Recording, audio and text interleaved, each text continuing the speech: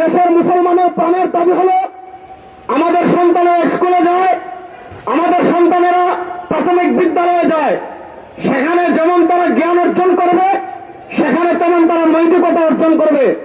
আপনারা দেখেছেন ফ্যাসিস্ট আওয়ামী লীগ ক্ষমতায় আসার শুরুর দিকে সর্বশেষ যে শিক্ষানীতি ছিল 2010, সে 2010 শিক্ষানীতির 2য় পৃষ্ঠায় স্পষ্ট বলা হয়েছে আমাদের বাচ্চাদের নৈতিকতা শিক্ষার জন্য তাদেরকে ধর্ম শেখাতে হবে, কারণ ধর্ম শিক্ষা ছাড়া আর কোনো কিছু দিয়ে বাচ্চাদেরকে নৈতিকতা শেখানো যাবে না।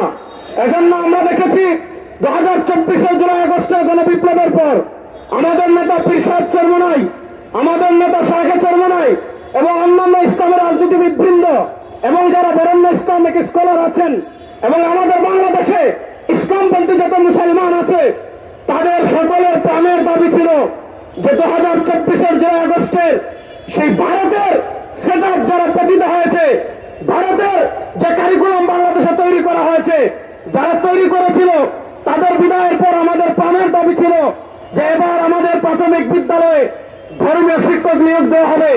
কিন্তু আমরা গত 2 সপ্তাহ আগে দেখেছি প্রাথমিক গণশিক্ষা অধিদপ্তর যেটা আছে সেটা থেকে প্রজ্ঞাপন প্রকাশ করা হয়েছে, সেখানে ধর্মীয় শিক্ষার শিক্ষক নিয়োগের কোনো আলাপ নাই।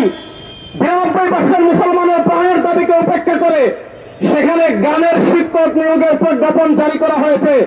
আমরা আমাদের বাচ্চাদেরকে, আমরা আমাদের ছেলেদেরকে, আমরা আমাদের মেয়েদেরকে গান শেখানোর জন্য স্কুলে পাঠাই নাই। গান শেখানোর জন্য অনেক প্রতিষ্ঠান আছে, তারা শেখাবে।